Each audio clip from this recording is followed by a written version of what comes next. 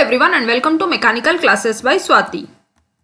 दोस्तों आज डिस्कस करेंगे कुछ multiple choice questions automobile engineering के रिलेटेड। तो वीडियो अच्छी लगी दोस्तों तो लाइक जरूर कीजिए और मेरे चैनल को दोस्तों सब्सक्राइब कीजिए ताकि आने वाली जो भी मैं मैकेनिकल इंजीनियरिंग रिलेटेड वीडियोस बनाऊंगी उसका नोटिफिकेशंस डायरेक्टली आपके मोबाइल में पहुंच सके। तो चलिए दोस्तों वीडियो को शुरू करते हैं और डिस्कस करते हैं कुछ multiple choice questions.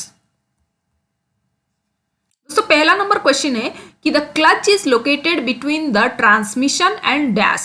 Okay, clutch जो है वो कहां पर लोकेटेड है, क्वेश्चन ये पूछा गया है कि कहां पर उसका लोकेशन है। Option number A is engine, option number B is rear axle, option number C is propeller shaft, option number D is differential. दोस्तों क्लच जो है वो कहां पर प्रेजेंट है, मैंने ये बार जो है क्लच के बारे में बहुत सारे वीडियोस बनाए हैं। अगर आपको क्लच की कॉन्सेप्ट क्लियर नहीं है तो आप जाके वीडियो देख सकते हैं मेरे प्लेलिस्ट में, ऑटोमोबाइल इंजीनियरिंग करके प्लेलिस्ट में आप विजिट करेंगे तो वहां पर आपको ऑटोमोबाइल रिलेटेड सारे वीडियोस मिल जाएंगे दोस्तों। ओके, देखिए क्लच जो है वो कहां पर प्रेजेंट है दोस्तों, इंजन और ट्रांसमिशन बॉक्स उसके बीच में प्रेजेंट है। ओके, तो आप इजीली बता सकते क्लच का काम क्या है कि वो पावर को एंगेज करता है और जरूरत पड़ने पर पावर को डिसएंगेज भी करता है। ओके, तो यहां पर क्या होगा answer, option number A that is engine. Okay, next now question number 2, the torque available at the contact between the driving wheels and the road is known as dash. जो torque available है, देखिए यहां ये आपका wheels है। Okay, ये आपका wheels है।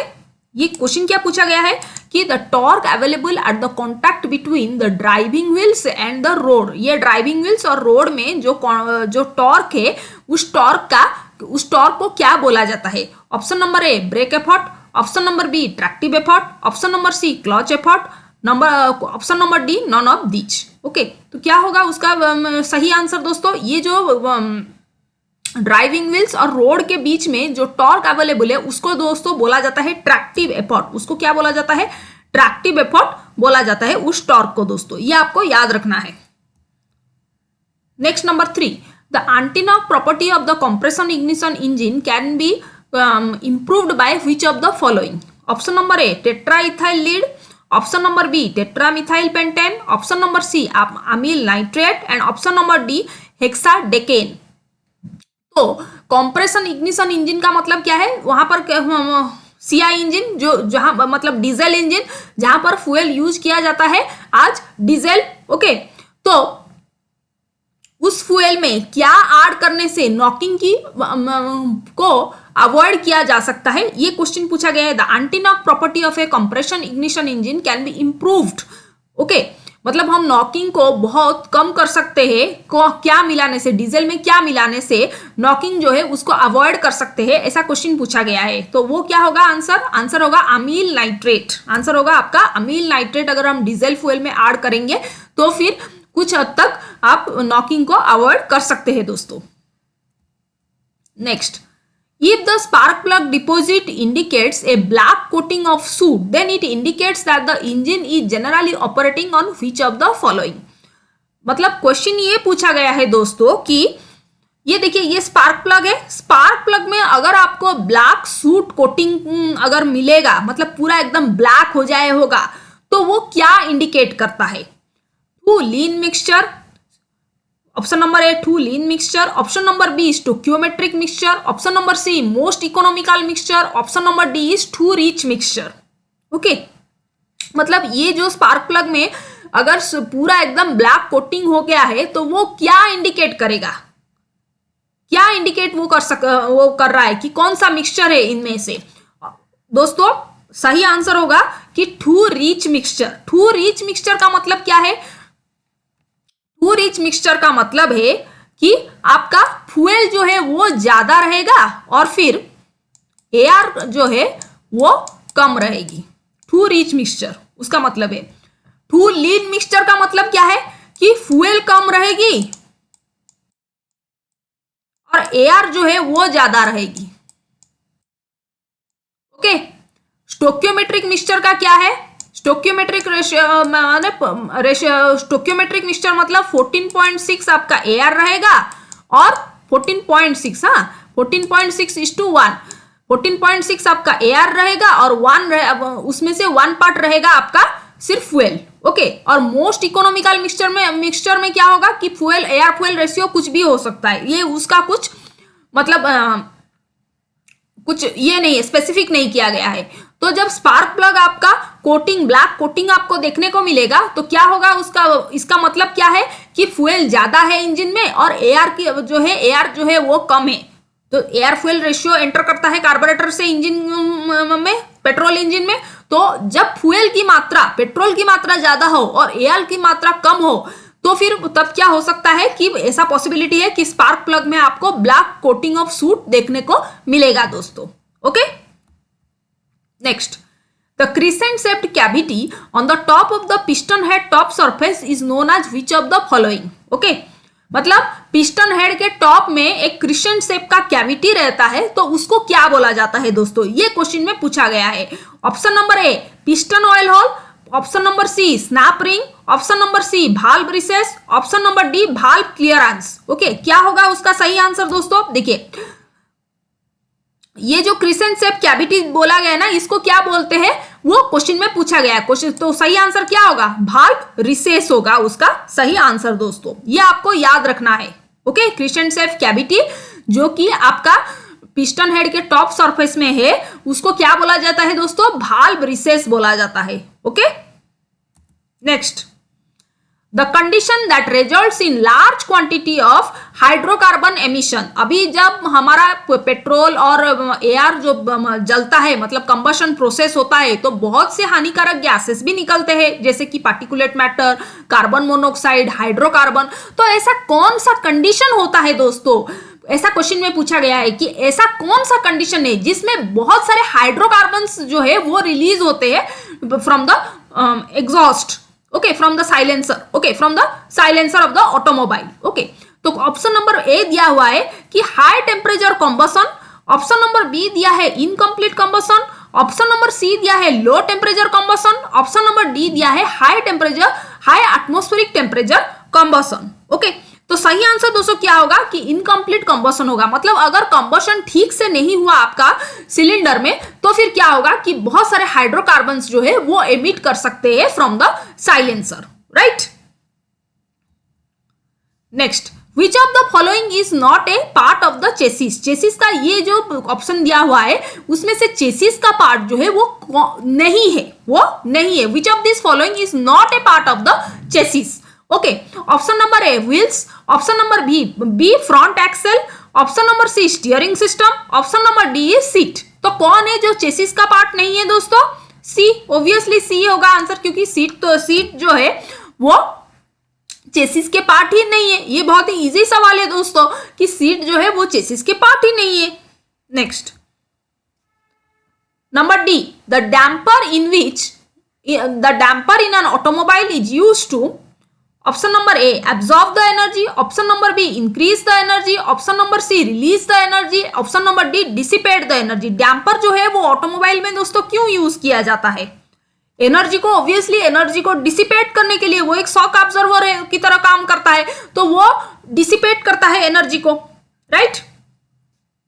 ये option number D dissipate the energy होगा उसका सही आंसर दोस्तों।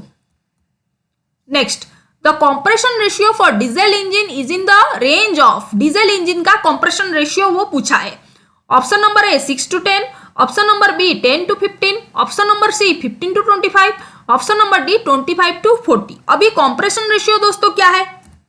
देखिए, पिस्टन में आपको जो सिलेंडर में टॉप डेड सेंटर और बॉटम डेड सेंटर पहले पता होना चाहिए। टॉप डेड सेंटर क्या है दोस्तों? पिस्टन वहां तक कि मतलब टॉप जो पिस्टन जब राइज करता है वहां तक वो की टॉप मोस्ट लेयर को तक ही वो रीच कर सकता है, उससे आगे वो जा नहीं सकता। तो उसको क्या बोला जाता है दोस्तों? टॉप डेड सेंटर बोला जाता है। बॉटम डेड सेंटर क्या? पिस्टन उससे नीचे जब जा नहीं सकता तो उस पॉइंट को हम क्या बोलेंगे? बॉटम डेड सेंटर बोलेंगे, राइट। तो ये सिलेंडर का पूरा वॉल्यूम क्या होगा? ये सिलेंडर का पूरा वॉल्यूम टॉप डेड सेंटर से बॉटम डेड सेंटर, और ये वाला वॉल्यूम भी होगा, ये होगा total volume. So total volume will be V1 + V2, okay, divided by clearance volume. अभी क्लियरेंस वॉल्यूम दोस्तों क्या है? क्लियरेंस वॉल्यूम मतलब टॉप डेड सेंटर से जो ऊपर का जो वॉल्यूम है, मतलब V2 जो है टॉप डेड सेंटर से जो ऊपर है उसको क्या बोला जाता है? क्लियरेंस वॉल्यूम बोला जाता है। ओके, इसको क्या बोला जाता है? Clearance volume. अभी आप ध्यान से देखिए दोस्तों, टॉप डेड सेंटर से ऊपर जो पार्ट है उसको क्या बोला जाता है? क्लियरेंस वॉल्यूम बोला जाता है। और टोटल वॉल्यूम जो है वो क्या है? पूरा एकदम टोटल जो है V1 प्लस V2। हम लोग कोई बुक में भी आपको देखने को मिला, कोई बुक नहीं, ये फंडामेंटल भी है दोस्तों। ये जो एरिया है ना, उसको, ये जो एरिया है इसको क्या बोलेंगे आप? स्वेप्ट वॉल्यूम बोलेंगे। The volume swept by the piston from top dead centre to bottom dead centre. Okay, this is known as what? Swept volume.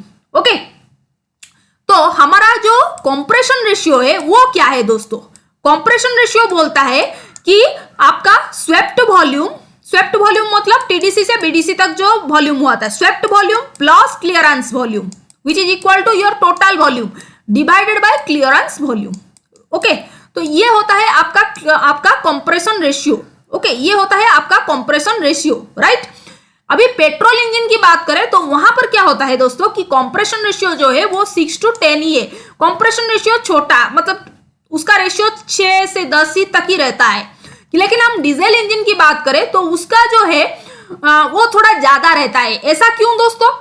क्योंकि देखिए, पेट्रोल इंजन में स्पार्क प्लग होता है, ओके, और वो इग्नाइट कर देता है एयर फ्यूल मिक्सचर को। लेकिन डीजल इंजन में क्या होता है? वो पूरा कंप्रेशन के ऊपर ही निर्भर करता है। वहां पर तो कोई स्पार्क प्लग नहीं होता है डीजल इंजन के केस में। ओके, तो वहां पर फ्यूल इंजेक्टर का यूज होता है। जब फ्यूल इंजेक्ट किया जाता है, उसी कंप्रेशन में जो टेम्परेचर राइज होगा एयर का, उसी से ही एयर फ्यूल मिक्सचर जो है वो इग्नाइट होते हैं। तो उसके वजह से दोस्तों क्या होता है कि डीजल इंजन का जो कंप्रेशन रेशियो है वो हायर रहता है दोस्तों। और यहां पर जो है क्वेश्चन में पूछा गया है, अगर हम बात करें तो कंप्रेशन रेशियो डीजल इंजन का दोस्तों क्या होगा? 15 to 25 उसका सही आंसर है दोस्तों। 15 to 25 compression ratio diesel engine का दोस्तों क्या होगा? 15 to 25 होगा उसका सही आंसर दोस्तों, राइट। अगर हम पेट्रोल इंजन का यहां पर क्वेश्चन आता कि compression ratio of petrol engine, तो आप बताते कि 6 से 10 है। लेकिन डीजल इंजन पूछा गया है, डीजल इंजन थोड़ा हायर है, दैट इज 15 to 25 उसका कंप्रेशन रेशियो है। वो आपको दोस्तों याद रखना पड़ेगा कि डीजल इंजन का कंप्रेशन रेशियो क्या है, पेट्रोल इंजन का कंप्रेशन रेशियो। ये यूजुअली एंट्रेंस एग्जाम में पूछा ही जाता है, या फिर कोई आप कोई एग्जाम देने जा रहे हो, इंटरव्यू देने ऑटोमोबाइल का, तो वहां पर भी दोस्तों पूछा जाता है कंप्रेशन रेशियो क्या है, उसके बारे में पूछा जा सकता है। और फिर कंप्रेशन रेशियो पेट्रोल इंजन का कितना है और डीजल इंजन का कंप्रेशन रेशियो कितना है और वो क्यों हायर है in comparison to petrol engine, ये सब दोस्तों पूछा जा सकता है। इसलिए मैंने पूरा एक्सप्लेन आपको किए हैं दोस्तों। Okay, next, the piston compression rings are made up of which of the following? Okay, piston compression rings जो है वो किस में बना रहता है?